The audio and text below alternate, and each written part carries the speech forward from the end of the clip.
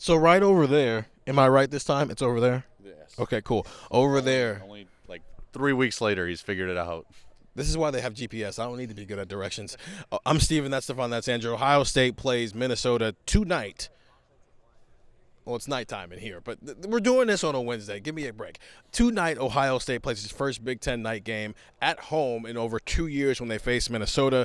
These are our game time decisions. Again, these are the things that we think will decide the game. Maybe we think that this week, maybe we don't, but we still want to see this team continue to grow. Ryan Day on Tuesday called the season a bunch of little sprints, not a marathon. Okay, well, this is sprint number 5. Stefan, what do you want to see in sprint number 5?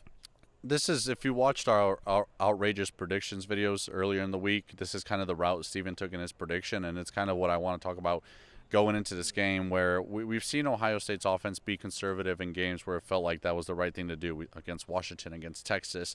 And we've talked all week on Buckeye Talk of that's fine, because when this team needs to flip the switch, whether it be against Penn State or Michigan or just in the college football playoff or the Big Ten championship game, we think this team can do that, right? Like we trust Julian saying that when Ohio State says, all right, we need you to air it out, that he can do that with Jeremiah Smith and Carnell Tate and Max Clare and Brandon Ennis. That's what we believe.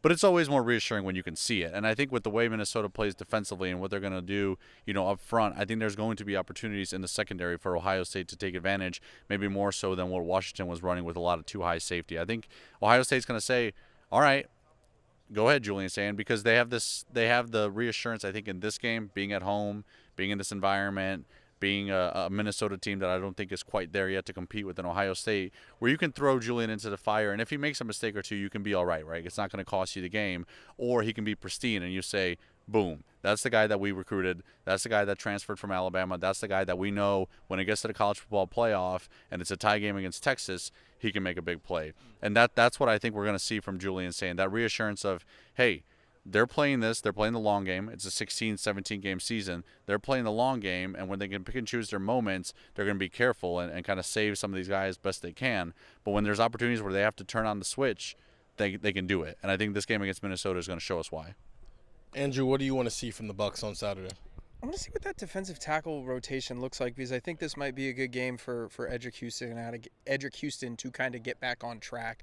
Ryan Day used the word consistency. He talked about stepping over, I think it was that scarlet line, and just kind of how the game doesn't matter what's going on, and you got to be focused in meetings and in games and in walkthroughs and in practice, and all of it comes together. And that was a question that Stefan asked directly to Ryan about Edric, and I just wonder, like, is this the moment where you start to see that? And this is probably a really good time for that to happen for Ohio State. Obviously, Cade McDonald has played very well. Tawan Malone has been somebody that has really stepped up. I think if we would have all guessed who would have that third of defensive tackle have been, just talking to people in the program, hearing them listen, hearing them at press conferences when they would say it to the world, we all kind of maybe thought that it would be Will Smith instead of Tawan Malone. But Tawan Malone has played well in that role, and Edric is now just at this inconsistent level where, he plays and there have been some penalty issues. They've talked about the consistency, like I mentioned. And if you can get that kind of going with Edric maybe as your third defensive tackle, to where he gets back on track, maybe you feel comfortable in a couple of weeks playing him in a way that, hey, maybe when you get to the Penn State game, he's your full-time starter again, right? Like maybe this is something that builds towards November and builds kind of to a crescendo as this season kind of heads down the home stretch in the regular season, at least. So I want to see what that looks like, because, we talked about this in the Washington game. We really didn't notice Edric a lot.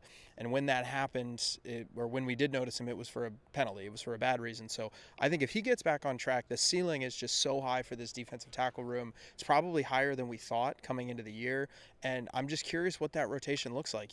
Do we see Will Smith before we see Edric? Is Edric the first guy that they're kind of working in there? Is this, we talked about Jason Moore. He's off the availability report now. Is he somebody that, if this game becomes, out of hand in the second half, is Jason Moore somebody that plays?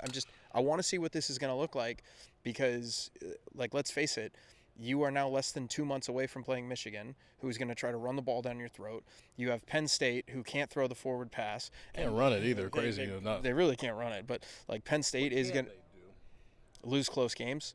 lose to a top 5 team really close, agonizingly close. But these moments are coming down the line, and it's not, for this defensive tackle room, it's not going to be let's just do it. let's just throw Edric out there against Michigan and everything is going to be fine if he's not a starter. Like, no, they need to start building towards it now. So I want to see what this defensive tackle room looks like, because Minnesota might try to run the ball a lot.